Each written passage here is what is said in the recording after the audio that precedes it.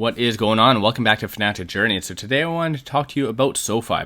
Obviously the price is going up over the last several days, very optimistic. In addition to that, a lot of institutions continue to buy the SoFi. So a lot of people want to know, is this the real deal? Is this the start of a very big rally, or is this ultimately going to be another rug pull? I'm going to give you my 2 cents on all of this, but before I get into any of that, making sure you guys hit that thumbs up and subscribe. I greatly appreciate that. With that, let's get right to it. Live ticker going at the very bottom, 1.66% up. Some key takeaways is the volume. So 18.9 million being traded as of right now, which is a little bit lower than what we're used to.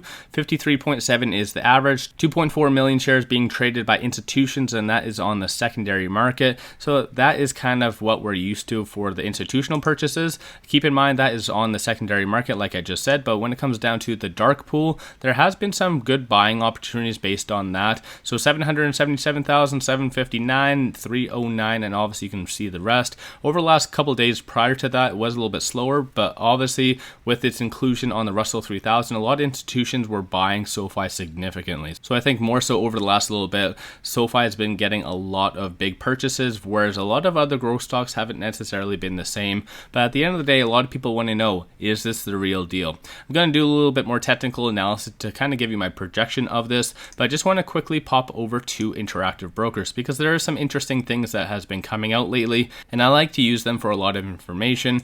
But looking here, I find a lot of the articles coming out lately are very much bearish about SoFi, but yet the institutions continue to buy SoFi. So you kind of see a little bit more of a discrepancy going on. And I want to point this article out because I completely call this BS.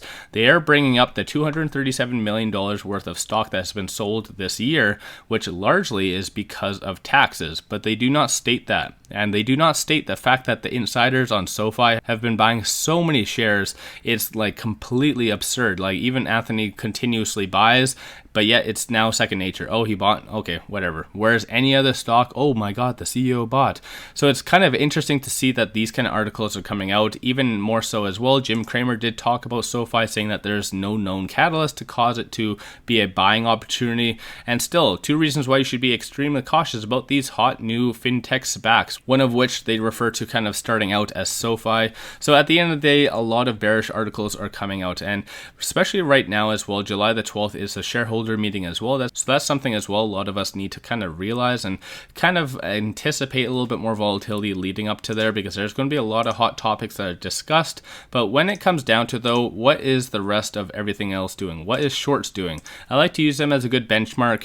As of right now, they are closing a lot. So 0.89%, which works out to be 3.74 million shares being returned. Cost to borrow is kind of maintaining itself. Utilization is still 100%. Short score is 73.28. So overall, it's kind of stagnant. They don't necessarily know whether to double down or just kind of stay where they are. But at the end of the day, there is still a lot of fear out in the market. There's still technically, we did have that inversion yesterday from the yields, which did insinuate that there is going to be a recession potentially coming in the near term. And the market's taken that as a positive because it would slow down the interest rate hikes brought on by the feds. So this is still a good and a bad kind of scenario, but again, going back to it, there's still a lot of fear about recession still out in the market. But I want to talk on technicals because I'm a very big technicals fan, and there is a lot of bullish signs that's happening right now. So I do have all the important moving averages. So I have 50, 100, 200, Bollinger Bands, RSI, stochastic, momentum. Momentum, you can tell number of buyers is kind of maintaining itself down a little bit today, which like I said at the very beginning, kind of coincides with a lower volume. And on stochastic, you see that deviation, black line above the red, showing a nice bullish sentiment starting to form.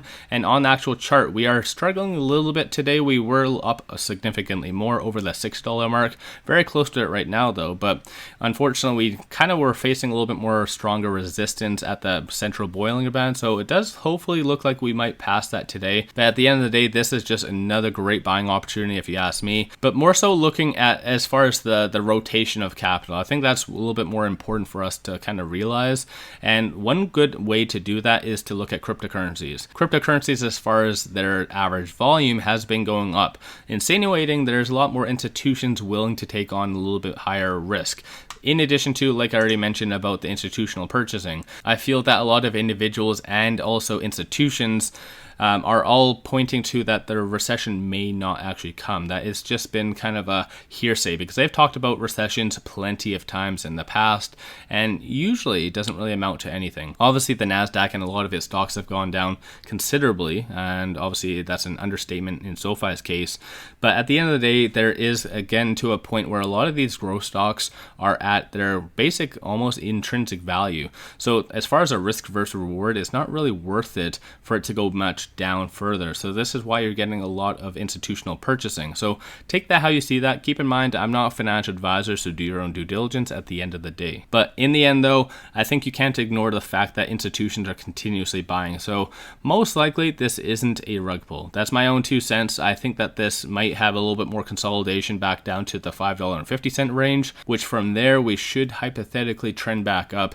As far as some points to keep in mind, I'm just going to point out here some resistance and support points. So you see the first, second, and third, so 607, 631, and 677.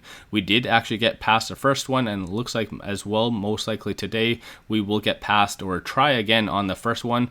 On the contrary though, first, second, and third support, $5.37, $5.14, and $4.91. So looking at it from this standpoint, it could potentially go either way. Right now, I think it's just following the broader market, largely because of this, like I said, about that inverted yield, how they're taking that as a little bit more of a positive.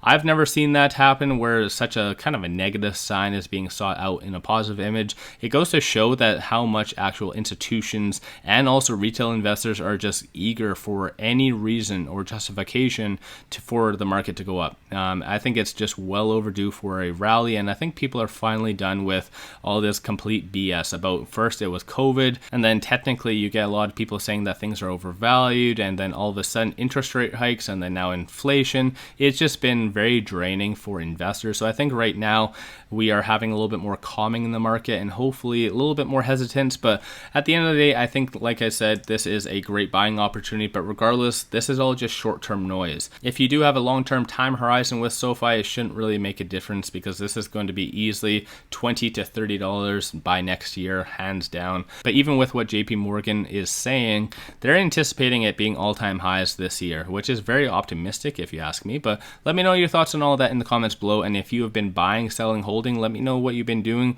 with SoFi in the comments below. If you haven't already hit that thumbs up, subscribe, do all that fun stuff, greatly appreciate that. If you do like my channel and support the growth, take a look at my memberships, link in the description below, or just hit the join button at the bottom of the screen. With that, I appreciate you guys watching, and let's all make a lot of money on SoFi.